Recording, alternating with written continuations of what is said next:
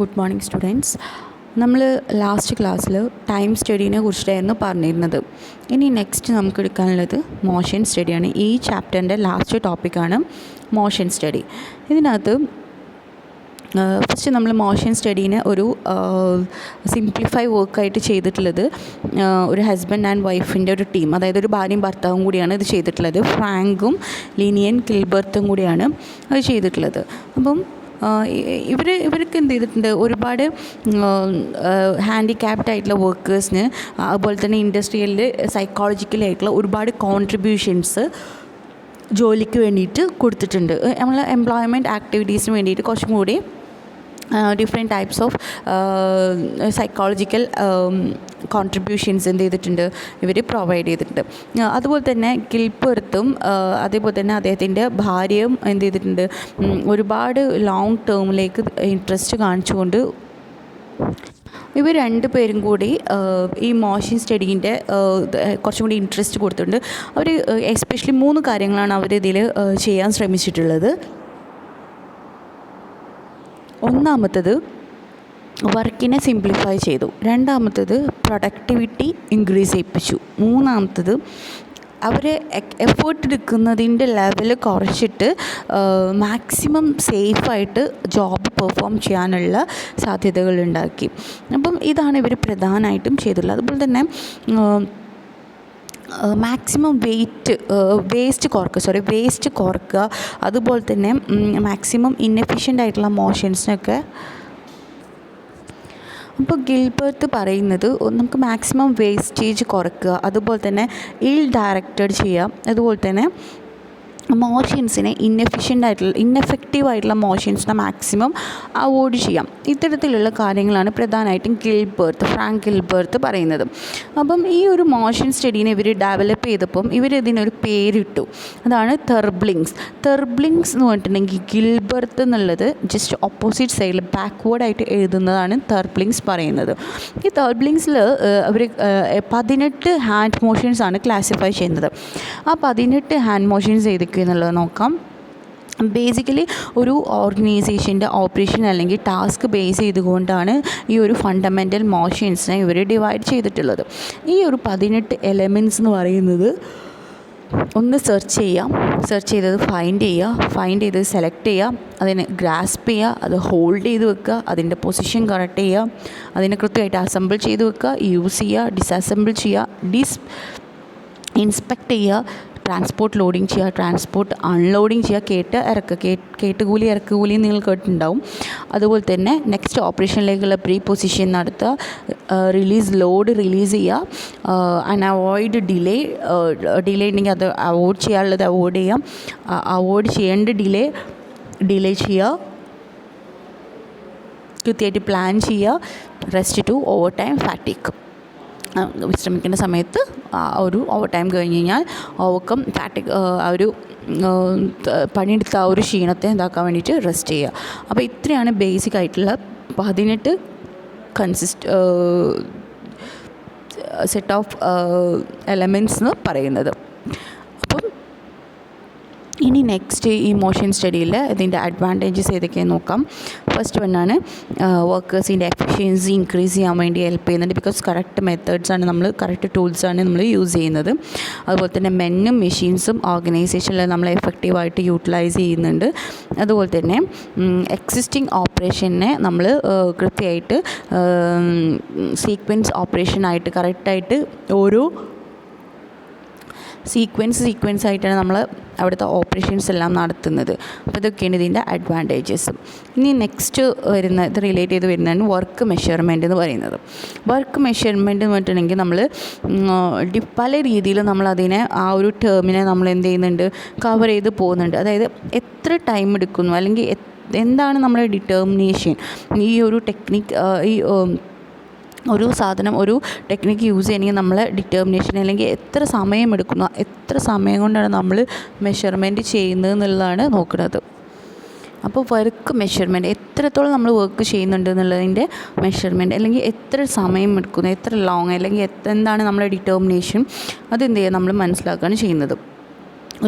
ഓരോ ടെക്നിക്ക് നമ്മൾ ചെയ്യുന്ന സമയത്ത് അല്ലെങ്കിൽ ഓരോ വർക്ക് നമ്മൾ ചെയ്യുന്ന സമയത്ത് അത് എത്ര സമയം കൊണ്ട് നമ്മൾ തീർക്കുന്നു എന്നുള്ളത് ഫൈൻഡ് ഔട്ട് ചെയ്യലാണ് വർക്ക് മെഷർമെൻറ്റിൽ വരുന്നത്.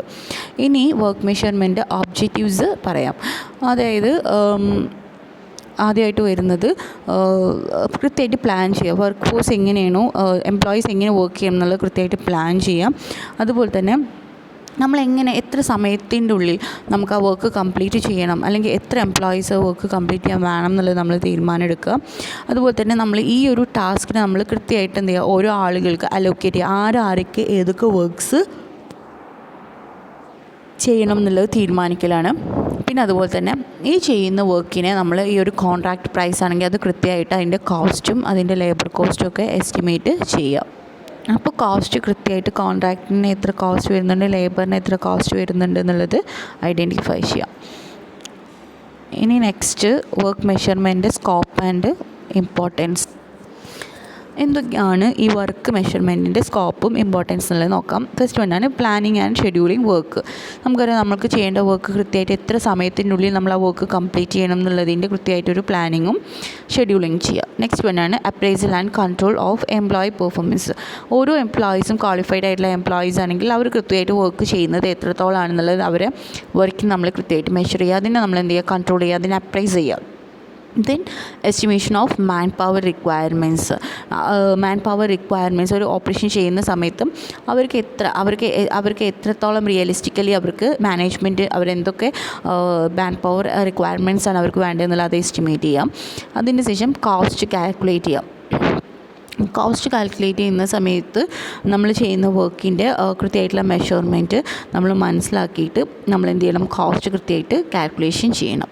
പിന്നെ അതുപോലെ തന്നെ നമ്മൾ ഈ എംപ്ലോയീസ് വർക്ക് ചെയ്ത് കഴിഞ്ഞാൽ അവരെ കൃത്യമായിട്ട് നമ്മൾ മോട്ടിവേറ്റ് ചെയ്യുക, അവരെ മൊറൈൽ ചെയ്യുക, അവർക്ക് എഫിഷ്യൻ്റ് ആയിട്ടുള്ള രീതിയിൽ കാര്യങ്ങൾ ചെയ്യുക, അവരെ മാക്സിമം മോട്ടിവേറ്റ് ചെയ്യുക. എംപ്ലോയീസ് മാക്സിമം മോട്ടിവേറ്റ് ചെയ്തിട്ട് അവർ മോട്ടിവേറ്റ് ചെയ്യണമെങ്കിൽ ആദ്യം നമ്മൾ പെർഫോമൻസിന് നമ്മൾ അപ്രൈസ് ചെയ്യണം. അതിന് ശേഷമാണ് നമ്മൾ എന്ത് ചെയ്യേണ്ടത്, കൃത്യമായിട്ട് മോട്ടിവേഷൻ ചെയ്യേണ്ടത്. അപ്പോൾ ഇതൊക്കെയാണ് ഇതിൻ്റെ സ്കോപ്പ് ആൻഡ് ഇമ്പോർട്ടൻസ്. നെക്സ്റ്റ് നമുക്ക് എടുക്കാനുള്ളത് വർക്ക് മെഷർമെൻറ്റ് പ്രൊസീജിയേഴ്സ് എന്തൊക്കെയാണെന്നുള്ളതാണ്. ഫസ്റ്റ് വണ്ണാണ് അനാലിസിസ് ഫേസ്. അനാലിസിസ് ഫേസിനെ നമ്മൾ ഡിവൈഡ് ചെയ്യുന്നത് കൺവീനിയൻ്റ് ആയിട്ടുള്ള രീതിയിൽ നമ്മൾ ഡിവൈഡ് ചെയ്യുന്നു, ഡിസ്ക്രീറ്റ് ആയിട്ടും ഡിവൈഡ് ചെയ്യുന്നു. ഈ രണ്ട് എലമെൻറ്റ്സ് ആണ് സാധാരണ രീതിയിൽ നമ്മൾ ഈ ഒരു ഫസ്റ്റ് ഫേസ് ആയിട്ടുള്ള അനാലിസിസ് ഫേസിൽ നമ്മൾ ഡിവൈഡ് ചെയ്യുന്നത്. സെക്കൻഡ് വണ്ണാണ് മെഷർമെൻറ്റ് ഫേസ്. മെഷർമെൻറ്റ് ഫേസിൽ നമ്മൾ ഈ ഒരു ഫേസിൽ നമ്മൾ കൃത്യമായിട്ട് എത്ര ടൈമാണ് അവരെടുക്കുന്നത്, അവർ പെർഫോം ചെയ്യാൻ വേണ്ടി എത്ര സമയം എടുക്കുന്നുണ്ട് എന്നുള്ളതാണ് മെഷർ ചെയ്യുന്നത്. മൂന്നാമത്താണ് സിന്തസിസ് ഫേസ്. സിന്തസിസ് ഫേസിൽ നമ്മൾ ചെയ്യുന്നത് വേരിയസ് എലമെൻ്റൽ ടൈംസാണ് നമ്മൾ കൂട്ടിച്ചേർത്തിട്ട്, അതായത് അപ്രോപ്രിയേറ്റ് ആയിട്ടുള്ള അലവൻസ് കൊടുക്കുന്നുണ്ട്. അതുപോലെ തന്നെ ഒരു ടൈം സ്റ്റാൻഡേർഡ്, ഒരു ജോലി കംപ്ലീറ്റ് ചെയ്യാൻ ഒരു പ്രത്യേക ടൈം സ്റ്റാൻഡേർഡ് നമ്മൾ സെറ്റ് ചെയ്യുന്നുണ്ട്. അപ്പോൾ അത് വെച്ചുകൊണ്ട് നമ്മൾ എന്തെങ്കിലും കൃത്യമായിട്ടുള്ള ഒരു സിന്തസിസ് ഫ്രേസ് നമ്മൾ സെറ്റ് ചെയ്യും. അപ്പോൾ ഇത് മൂന്നുമാണ് ഇതിൻ്റെ പ്രൊസീജിയേഴ്സ് അല്ലെങ്കിൽ സ്റ്റെപ്സ് എന്ന് പറയുന്നത്. ഇനി നെക്സ്റ്റ് വണ്ണാണ് ഏത് മെത്തേഡാണ് വർക്ക് മെഷർ ചെയ്യാൻ വേണ്ടിയിട്ട് നമ്മൾ ഏത് മെത്തേഡാണ് സെലക്ട് ചെയ്യേണ്ടത് എന്നുള്ളതാണ് നോക്കേണ്ടത്. അത് നമ്മൾ ആദ്യം ചെയ്യേണ്ടത് എത്ര സമയം എടുക്കുന്നുണ്ട്, ഒരു ടൈം യൂണിറ്റ് എത്ര സമയം കൊണ്ടാണ് ഒരു ജോബ് കംപ്ലീറ്റ് ചെയ്യുന്നത് എന്നുള്ളത് ആദ്യം മനസ്സിലാക്കണം. അതിൻ്റെ ശേഷം നമ്മൾ ഈ ഒരു അപ്രോപ്രിയേറ്റ് ആയിട്ടുള്ള പ്രിസിഷൻ നമ്മൾ കാണണം. അതായത് കറക്റ്റ് ടേംസ്, ടൈമിന് കൃത്യമായിട്ടുള്ള യൂണിറ്റ്സ് നമ്മൾ മെഷർ ചെയ്യണം. മിനിറ്റ്സ്, ഹൺഡ്രഡ്സ്, തൗസൻഡ്സ് എന്നുള്ള രീതിയിൽ കൃത്യമായിട്ടുള്ള മിനിറ്റ്സ് വരെ നമ്മൾ എന്ത് ചെയ്യണം, മെഷർ ചെയ്യണം. ദെൻ തേർഡ് വണ്ണാണ് ജനറൽ സൈക്കിൾ ടൈം നമ്മൾ യൂസ് ചെയ്യണം. അതായത് സെക്കൻഡ്സ് ആണോ, മിനിറ്റ്സ് ആണോ, ഡേയ്സ് ആണോ ഒരു സംഭവം കംപ്ലീറ്റ് ചെയ്യാൻ വേണ്ടി വരുന്നത് എന്നുള്ളത് നമ്മൾ മനസ്സിലാക്കണം. അപ്പോൾ ആദ്യം നമ്മൾ ടൈം നോക്കണം. അതിൻ്റെ ശേഷം ആ ടൈമിന് തന്നെ നമ്മൾ മിനിറ്റ്സിനെയും ഹൺഡ്രഡ്സിനെയും തൗസൻഡ്സും ആക്കി മാറ്റണം. ആ മിനിറ്റ്സിനെ ഡിവൈഡ് ചെയ്യണം. അതിന് ശേഷം നമ്മൾ എന്ത് ചെയ്യണം, ആ മിനിറ്റ്സ് ആണോ, സെക്കൻഡ്സ് ആണോ, ഡേയ്സ് ആണോ വേണ്ടി വരുന്നത്, ഹവേഴ്സ് ആണോ വേണ്ടി വരുന്നത് നമ്മൾ എന്ത് ചെയ്യണം, ഐഡൻറ്റിഫൈ ചെയ്യണം. ഇങ്ങനെ നമ്മൾ വർക്കിനെ മെഷർ ചെയ്യുന്നു. ഇനി നമ്മൾ നോക്കേണ്ടത് ബേസിക് സ്റ്റെപ്സ്, എന്തൊക്കെ സ്റ്റെപ്സുകളാണ് ഈ ഒരു വർക്ക് മെഷർമെൻറ്റ് ഫിനിഷ് ചെയ്യാൻ വേണ്ടിയിട്ട് വേണ്ടി വരുന്നത് എന്നുള്ളതാണ്. ഫസ്റ്റ് വണ്ണാണ് decide the task to be measured and understand the work. നമ്മൾ ചെയ്യുന്ന വർക്ക് എന്താണെന്നുള്ളത് മെഷർ ചെയ്യുക, അത് അണ്ടർസ്റ്റാൻഡ് ചെയ്യാം. അതിന് ശേഷം ഓരോ ടാസ്കിലുള്ള എലമെൻറ്റ്സ് എന്തൊക്കെയാണെന്നുള്ളത് ഐഡൻറ്റിഫൈ ചെയ്യുക. പിന്നെ നമ്മൾ ഈ ചെയ്യുന്ന ടാസ്കിനെ നമ്മൾ കൃത്യമായിട്ട് ഒബ്സേർവ് ചെയ്യുന്ന സമയത്ത് നമ്മൾ ശ്രദ്ധിക്കേണ്ടത് അത് റിലയബിൾ ആണോ, സഫീഷ്യൻ്റ് ആണോ, വാലിഡ് ആയിട്ടുള്ള ഒബ്സർവേഷൻസ് ആണോ എന്നുള്ളത് മനസ്സിലാക്കുക. ഈ ഒബ്സർവ് ചെയ്യുന്നതിനോടൊപ്പം തന്നെ ഈ വർക്ക്സിനെ നമ്മൾ റെക്കോർഡ് ചെയ്യാൻ മീൻസ് ഒന്നുകിൽ സ്റ്റോപ്പ് വാച്ചോ ടൈം ഷീറ്റൊക്കെ യൂസ് ചെയ്തിട്ട് ഈ ടാസ്ക് സൈക്കിളിനെ കൃത്യമായിട്ട് എന്ത് ചെയ്യണം, റെക്കോർഡ് ചെയ്യണം. അതിൻ്റെ ശേഷം നമ്മൾ ഒരു ബേസിക് ടൈം നമ്മൾ എന്ത് ചെയ്യണം, ഈ ഇത് കാൽക്കുലേറ്റ് ചെയ്യാൻ വേണ്ടി യൂസ് ചെയ്യണം. അതായത് ആവറേജ് എത്രയാണ് ഒബ്സർവ്ഡ് ടൈം എന്നുള്ളത് മനസ്സിലാക്കിയിട്ട് അതിനൊരു ബേസിക് ടൈം നമ്മൾ വെക്കണം. ഇത് കഴിഞ്ഞതിന് ശേഷം ലാസ്റ്റ് സ്റ്റേജ് ആയിട്ടുള്ള ഈ അലവൻസ് നമ്മൾ പ്രൊവൈഡ് ചെയ്യുന്നുണ്ടെങ്കിൽ ഓരോ ബേസിക് ടൈമിന് നമ്മൾ അലവൻസ് കൊടുക്കും. ഇത് കഴിഞ്ഞ ക്ലാസ്സിൽ അലവൻസ് എന്താണെന്നുള്ളത് നമ്മൾ ഓൾറെഡി പറഞ്ഞതാണ്. പ്രത്യേകമായിട്ടുള്ള എക്സ്ട്രാ ടൈം നമ്മൾ പ്രൊവൈഡ് ചെയ്യുന്നതാണ്. ഈ അലവൻസിനെയും കൂടി എന്ത് ചെയ്യണം, ഈ ഡിഫൈൻഡ് പെർസെൻറ്റേജിലേക്ക് നമ്മൾ ആഡ് ചെയ്തിട്ട് അതിനും കൂടി കൃത്യമായിട്ട് ഡിഫൈൻ ചെയ്യണം. അപ്പോൾ ഇതൊക്കെയാണ് ഇതിൻ്റെ സ്റ്റെപ്സ്. ഇനി വർക്ക് മെഷർമെൻറ്റിന് എന്തൊക്കെ ടെക്നിക്സാണ് വരുന്നതെന്നുള്ളത് നോക്കാം. ഈ വർക്ക് മെഷർമെൻറ്റിന് നമ്മൾ ഡിഫറെൻറ്റ് ടെക്നിക്സ് നമ്മൾ യൂസ് ചെയ്യുന്നുണ്ട്. അതായത് നമ്മൾ ഡയറക്റ്റായിട്ട് ഒബ്സർവേഷൻ നടത്തുന്ന സമയത്ത് അല്ലെങ്കിൽ ഡയറക്റ്റ് അല്ലാതെ ഒബ്സർവേഷൻ നടത്തുന്ന സമയത്ത് നമ്മൾ ഒരുപാട് ടെക്നിക്സ് യൂസ് ചെയ്യുന്നുണ്ട്. അപ്പം എക്സാമ്പിൾ പറയുകയാണെങ്കിൽ ചില ടെക്നിക്സ് പറഞ്ഞിട്ടുണ്ടെങ്കിൽ പ്രീ ഡിറ്റർമൈൻഡ് ആയിട്ടുള്ള മോഷൻ ടൈം സിസ്റ്റം ബേസ് ചെയ്തുകൊണ്ടായിരിക്കും.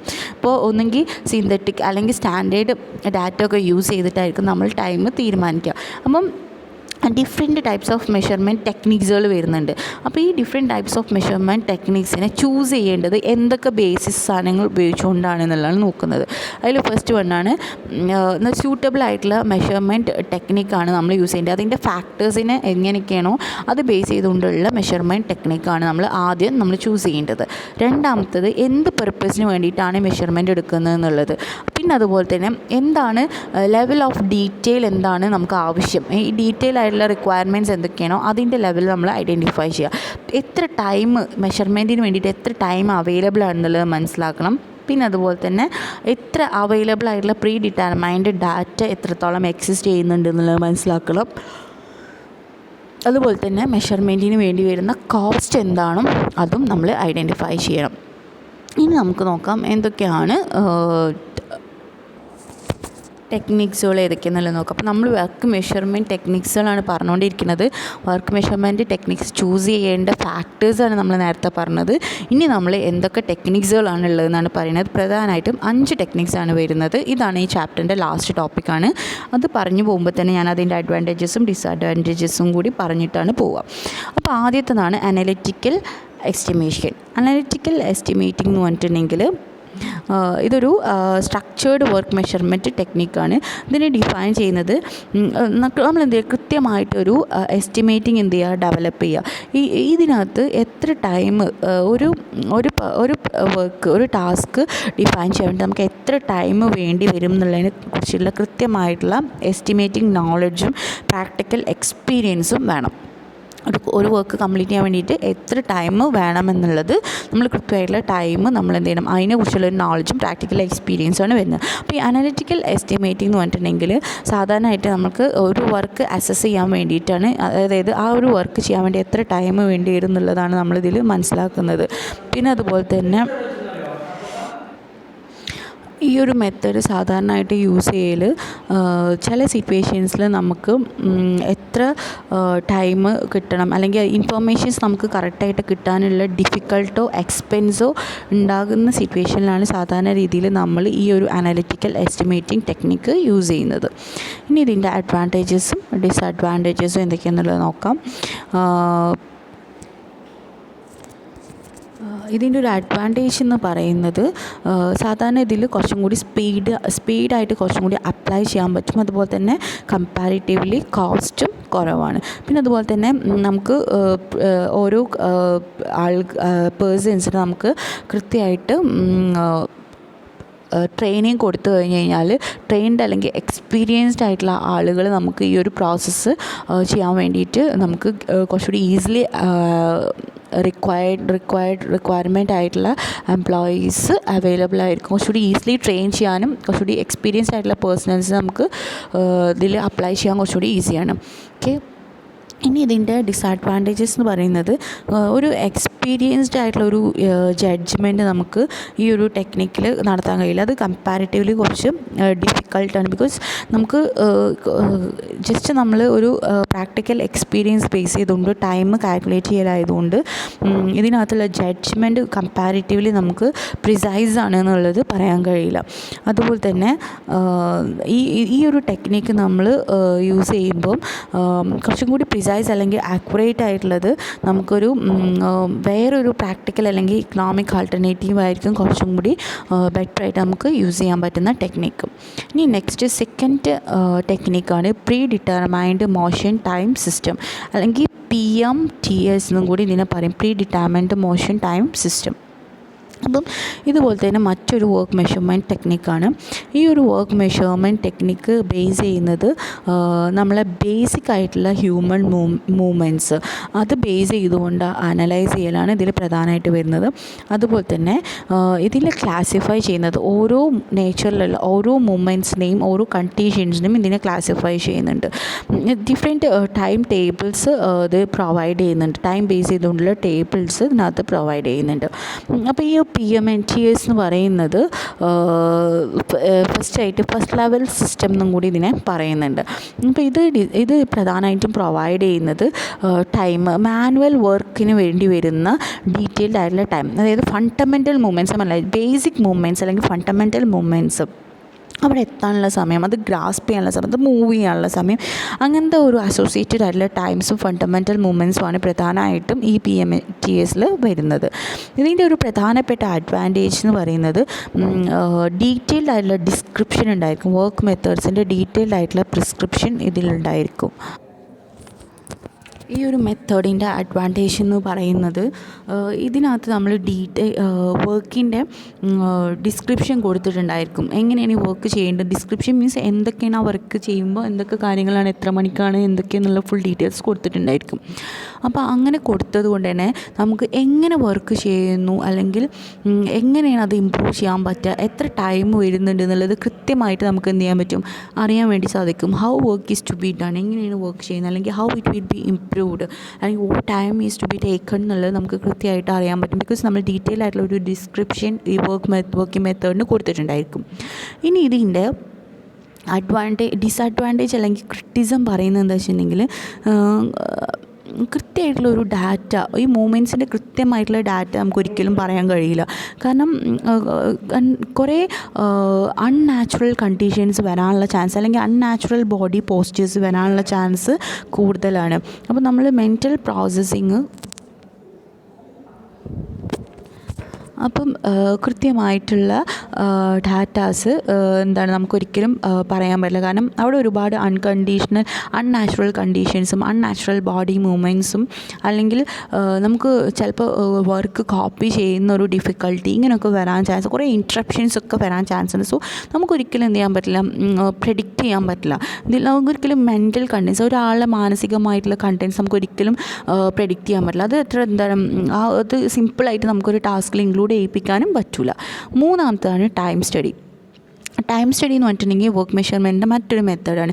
ഇതെന്ന് പറഞ്ഞിട്ടുണ്ടെങ്കിൽ നമ്മൾ കൃത്യമായിട്ട് എന്ത് ചെയ്യണം, ഒരു ഹ്യൂമൻ വർക്ക് ചെയ്യുന്ന സമയത്ത് നമ്മൾ ഒബ്സർവ് ചെയ്യുക, നമ്മൾ എന്ത് ചെയ്യണം, വർക്ക് മെഷർമെൻറ്റ് ചെയ്യുക. അതിനുവേണ്ടി നമ്മൾ ഡിഫറെൻറ്റ് ഡിവൈസസ് യൂസ് ചെയ്യും. അതിലൊരു ഡിവൈസാണ് സ്റ്റോപ്പ് വാച്ച്. നിങ്ങളൊക്കെ ഫോണിലുള്ള ഒരു സംഭവം തന്നെയാണ് സ്റ്റോപ്പ് വാച്ച്. അപ്പോൾ നമ്മൾ കൃത്യമായിട്ട് എന്ത് ചെയ്യണം, ഈ ഒരു വർക്ക് ചെയ്യുന്ന സമയത്ത് നമ്മൾ ഒബ്സർവ് ചെയ്തിട്ട് നമ്മൾ മെഷർമെൻറ്റ് എടുക്കും. എത്ര സമയം അയാളുടെ ലെവൽ ഓഫ് പെർഫോമൻസ്, അയാൾ എത്രത്തോളം ക്വാളിഫൈഡ് ആയിട്ടുള്ള സ്റ്റാഫാണ്, എത്ര സമയത്തിനുള്ള അയാൾ വർക്ക് കംപ്ലീറ്റ് ചെയ്യുന്നുണ്ട് എന്നുള്ള കൃത്യമായിട്ട് നമ്മൾ എന്ത് ചെയ്യണം, മനസ്സിലാക്കണം. ഈ ഒരു വർക്ക് ടൈം സ്റ്റഡി നടത്തുമ്പോൾ നമ്മൾ ബേസിക്കായിട്ട് ചില പ്രൊസീജിയേഴ്സ് നമ്മൾ നടത്തുന്നുണ്ട്. ആ പ്രൊസീജിയേഴ്സാണ് താഴെ പറയുന്ന അനാലിസിസ് പറഞ്ഞിട്ടുണ്ടെങ്കിൽ മൊത്തം വർക്കിനെ നമ്മൾ സ്മോൾ പാർട്സ് ആയിട്ട് ഡിവൈഡ് ചെയ്തിട്ട് നമ്മൾ എന്ത് ചെയ്യും, അതിനെ മെഷർ ചെയ്യും. അതിന് ശേഷം സെക്കൻഡ് വണ്ണാണ് measurement means the components of the time study. Then third one synthesis നമ്മൾ ഓൾറെഡി പറഞ്ഞതാണ്. ഒരു ജോബ് കംപ്ലീറ്റ് ചെയ്യാൻ വേണ്ടിയിട്ട് എത്ര ടൈം എടുക്കുന്നുണ്ട് എന്നുള്ളതിന് കൃത്യമായിട്ടുള്ള മെഷർമെൻറ്റ് നടത്തൽ. ഇനി നെക്സ്റ്റ് ഫോർത്ത് വണ്ണാണ് വർക്ക് സാമ്പിളിങ് എന്ന് പറഞ്ഞിട്ടുണ്ടെങ്കിൽ ഇത് മറ്റൊരു മെത്തേഡാണ്. അതായത് ഇതിനകത്ത് വരുന്നത് നമ്മൾ വർക്കിനെ കൃത്യമായിട്ട് അസസ് ചെയ്യുക. അതായത് വർക്ക് സാമ്പിളിങ്ങും അതേപോലെ തന്നെ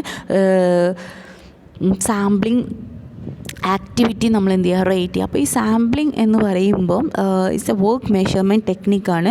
അതായത് ഇതിനകത്ത് നമ്മൾ എന്താ വെച്ചിട്ടുണ്ടെങ്കിൽ കുറച്ച് റാൻഡമായിട്ട് നമ്മൾ എന്ത് ചെയ്യുക, അതായത് മൊത്തം എടുക്കാതെ, മൊത്തം ഇപ്പോൾ ഒരു 100 വർക്കർ ഉണ്ടെങ്കിൽ അതിലൊരു 20-25 വർക്ക്, അതായത് സാമ്പിൾസിനെ നമ്മൾ എടുക്കും. മൊത്തം സ്റ്റഡി നടക്കാതെ കുറച്ച് ആൾക്കാരെ മാത്രം നമ്മൾ എന്ത് ചെയ്യുക, സെലക്ട് ചെയ്യുക. എന്നിട്ട് ഒന്നോ അതിലധികമോ എംപ്ലോയീസ് നമ്മൾ സെലക്ട് ചെയ്ത് അവരെ പീരിയോഡിക്കൽ ഇൻ്റർവെല്ലായിട്ട് നമ്മൾ അവരെ മൊത്തം ഓപ്പറേഷനെ നമ്മൾ പ്രപ്പോർഷനാക്കി ഡിവൈഡ് ചെയ്തിട്ട് ഒരു പീരിയോഡിക് ഇൻ്റർവെല്ലൊക്കെ നമ്മൾ കീപ്പ് ചെയ്തിട്ട് നമ്മൾ എന്ത് ചെയ്യുക, അവരെക്കുറിച്ചുള്ള സ്റ്റഡി നടത്തുക. അപ്പോൾ വർക്കിനെ നമ്മൾ എന്ത് ചെയ്യുക, സാമ്പിളിങ് എടുത്തുകൊണ്ട് നമ്മൾ വർക്ക് സാമ്പിളിങ്ങും അതിനെന്ത് ചെയ്യുക, റേറ്റിങ്ങും ചെയ്യുക. ഈ സാമ്പിളിങ്ങിന് നമ്മൾ അവരെ ആക്ടിവിറ്റി, ആ സാമ്പിൾ എടുത്തവരെ ആക്ടിവിറ്റീനെ നമ്മൾ റേറ്റ് ചെയ്യുകയും ചെയ്യുക. മൊത്തം എടുക്കാതെ കുറച്ച് ആളുകളെ മാത്രം തിരഞ്ഞെടുത്തുകൊണ്ട് നമ്മൾ എന്ത് ചെയ്യുക, ഈ വർക്ക് ചെയ്യുകയാണ് ചെയ്യുന്നത്.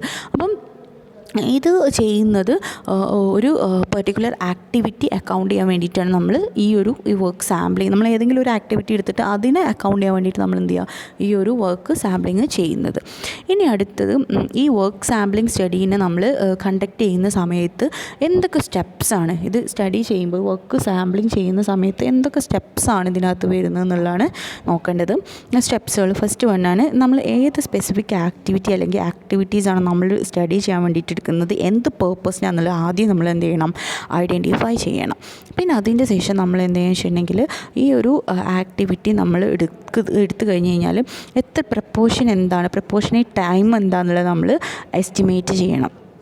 ടോട്ടൽ ടൈമിനെ കൊണ്ട് നമ്മൾ ആ ഒരു ആക്ടിവിറ്റി ചെയ്ത് തീർക്കാനുള്ള എസ്റ്റിമേറ്റ് ടൈം നമ്മൾ സ്റ്റഡി ചെയ്യണം. അതിൻ്റെ ശേഷം നമ്മൾ എന്ത് ചെയ്യണം, ആ ഒരു ആക്യുറസി, ആ ഒരു സ്റ്റഡീനെ കുറിച്ചുള്ള റിസൾട്ട് നമ്മൾ ആക്യുറേറ്റായിട്ട് നമ്മൾ എഴുതി രേഖപ്പെടുത്തണം. അതിൻ്റെ ശേഷം ഈ ഒരു മൊത്തം സാമ്പിൾ സൈസിനെ നമ്മൾ റീകമ്പ്യൂട്ട് ചെയ്യണം. ഡാറ്റ നമ്മൾ എത്രത്തോളം കളക്ട് ചെയ്യുന്നുള്ളത് 2 അതിലധികമോ ഇൻ്റർവെൽസ് വെച്ചിട്ടാണ് നമ്മൾ സ്റ്റഡി നടത്തിയെങ്കിൽ അതിന് നമ്മൾ കൃത്യമായിട്ട് സാമ്പിൾ സൈസ് വെച്ചിട്ട് കണ്ടക്ട് ചെയ്യണം. ഇനി ഇതിൻ്റെ അഡ്വാൻറ്റേജസ് എന്തൊക്കെയാണെന്നുള്ളതാണ്. ഫസ്റ്റ് വണ്ണാണ്, നമ്മളൊരു സിംഗിൾ ഒബ്സർവർ ആവുന്ന സമയത്ത് നമ്മൾ പലതരത്തിലുള്ള വർക്ക് സാമ്പിളിംഗ് സ്റ്റഡീസ് നമ്മൾ ഒരേ സമയം ചെയ്യുമ്പോൾ നമുക്ക് കുറച്ചും കൂടി ഈസി ആയിട്ടുള്ള ആക്യുറേറ്റ് ഡാറ്റാസ് കിട്ടാനുള്ള ചാൻസ് ഉണ്ട്. അതേപോലെ തന്നെ ഒബ്സർവർ എന്ത് ചെയ്യണം, ഒരിക്കലും ട്രെയിൻഡ് ആയിട്ടുള്ള അനലിസ്റ്റ് ആവാതിരിക്കരുത്. ബിക്കോസ് നമ്മൾ ആ ഒരു പർപ്പസ് കൃത്യമായിട്ട് നമ്മൾ ആ ഒരു ടൈം സ്റ്റാൻഡേർഡ് മനസ്സിലാക്കി കൃത്യമായിട്ട് നമ്മൾ എന്ത് ചെയ്യണം, ആ ഒരു സ്റ്റഡി നടത്തണം. അതേപോലെ തന്നെ ഒരു ടൈമിംഗ് ഡിവൈസസ് നമ്മൾക്ക് ആവശ്യം ഇല്ല ഇതിനകത്ത് ചെയ്യുന്ന സമയത്ത്. പിന്നെ അതുപോലെ തന്നെ ലോങ് സൈക്കിൾ ടൈം നമ്മൾ എന്ത് ചെയ്യേണ്ടി വരും, കുറഞ്ഞ സമയത്തിൻ്റെ ഉള്ളിൽ സ്റ്റഡി നടത്തേണ്ടി വരും. അപ്പോൾ ലോങ് ടേമിലേക്കുള്ള ഒരു സൈക്കിൾ നമ്മൾ ഷോർട്ടായിട്ടാണ് നമ്മൾ വർക്ക് സ്റ്റഡി ചെയ്യുന്നത്. അതുപോലെ തന്നെ ഷോർട്ട് പീരീഡിലേക്കുള്ള വേരിയേഷൻസൊക്കെ നമുക്ക് പെട്ടെന്ന് മിനിമൈസ് ചെയ്യാൻ, ആ ഒരു വേരിയേഷൻസ് നമുക്ക് കുറക്കാനും അതിൻ്റെ ആ ഒരു ഡ്യൂറേഷൻ, സ്റ്റഡീൻ്റെ ഡ്യൂറേഷൻ കൂട്ടിക്കൊണ്ട് നമുക്ക് ആ ഒരു വേരിയേഷൻസൊക്കെ കുറക്കാനൊക്കെ ഹെൽപ്പ് ചെയ്യുന്നുണ്ട്. ഇതിലത്തെ പിന്നെ ലാസ്റ്റ് ടെക്നിക്കാണ് മോഡൽസ് വന്നിട്ടുണ്ടെങ്കിൽ ഏറ്റവും യൂസ്ഫുൾ ആയിട്ടുള്ളൊരു standard work measurement computer models use ചെയ്തുകൊണ്ടുള്ള ഏറ്റവും യൂസ്ഫുൾ ആയിട്ടുള്ളൊരു ടെക്നിക്കാണ്. അതായത് ഇവിടെ നമ്മൾ കമ്പ്യൂട്ടേഴ്സ് യൂസ് ചെയ്തിട്ടാണ് നമ്മൾ ഇതിൻ്റെ ആക്ടിവിറ്റീസൊക്കെ നമ്മൾ ചെയ്യുന്നത്. അപ്പോൾ ഇവിടെ എന്താ ചെയ്യുന്നതെന്ന് വെച്ചാൽ മാത്തമാറ്റിക്കൽ ഫോർമുലാസൊക്കെ യൂസ് ചെയ്തിട്ട് നമ്മൾ എന്ത് ചെയ്യും, ഒബ്സർവ് ചെയ്ത ഡാറ്റാസിന് നമ്മൾ എന്ത് ചെയ്യും, ആ ഒരു പ്രോജക്റ്റ് കംപ്ലീറ്റ് ചെയ്യാൻ എത്ര ടൈം എടുക്കുന്നുണ്ടെന്ന് നമ്മൾ മനസ്സിലാക്കി അതിൻ്റെ ഒരു എത്രത്തോളം യൂസ്ഫുൾ ആണ് എന്നുള്ളത്, നമ്മൾ ആ പ്രോജക്റ്റ് എത്രത്തോളം യൂസ്ഫുൾ ആണെന്ന് മനസ്സിലാക്കി അതിന് വീണ്ടും റീസൈക്ലിംഗ് സ്റ്റാൻഡേർഡ്സൊക്കെ കീപ്പ് ചെയ്തുകൊണ്ട് ഒരു ബേസിക് വർക്ക് ഓവറൊക്കെ വെച്ച് അതിന് വീണ്ടും മാറ്റങ്ങൾ വരുത്തി അങ്ങനെ നമ്മൾ എന്ത് ചെയ്യും, ആ ഒരു ചേഞ്ചസ് കൊണ്ടുവരും. അപ്പോൾ കമ്പ്യൂട്ടർ മോഡൽ മെത്തേഡാണ് സാധാരണ രീതിയിൽ ഈ ഒരു മോഡൽ എന്നുള്ളതുകൊണ്ട് യൂസ് ചെയ്യുന്നത്. കാരണം ഡിഫറെൻറ്റ് മാത്തമാറ്റിക്കൽ ഡാറ്റാസ് യൂസ് ചെയ്യുന്നു, നമ്മളിതിനെങ്ങനെ അനലൈസ് ചെയ്യുന്നു, ആ വേരിയേഷൻസ് മാറ്റം വരുത്തുന്നു, വീണ്ടും മാറ്റം വരുത്തുന്നു. അങ്ങനെ എന്താണ് ആ വർക്ക് ഓവർ ചെയ്യുമ്പോൾ എഗെയിൻ ആൻഡ് എഗെയിൻ നമ്മൾ ആ ഒരു ചേഞ്ചസ് വരുത്തിയിട്ട് നമ്മൾ എന്ത് ചെയ്യുക, പ്രോജക്റ്റിൽ മാറ്റം വരുത്തുകയാണ് ചെയ്യുന്നത്. അപ്പോൾ ഇത്രയൊക്കെയാണ് നമ്മൾ ഈ ഒരു ചാപ്റ്റർ എന്ന് പറയുന്നത്. അപ്പം ഇതോട് കൂടിയിട്ട് നമ്മൾ കപ്പാസിറ്റി പ്ലാനിംഗ് എന്ന് പറഞ്ഞിട്ടുള്ള ചാപ്റ്റർ അവസാനിച്ചു. ഇനി നമ്മൾ നെക്സ്റ്റ് ക്ലാസ്സിൽ പുതിയൊരു ചാപ്റ്റർ ആയിരിക്കും, ചാപ്റ്റർ 4 പോവും. Okay, thank you.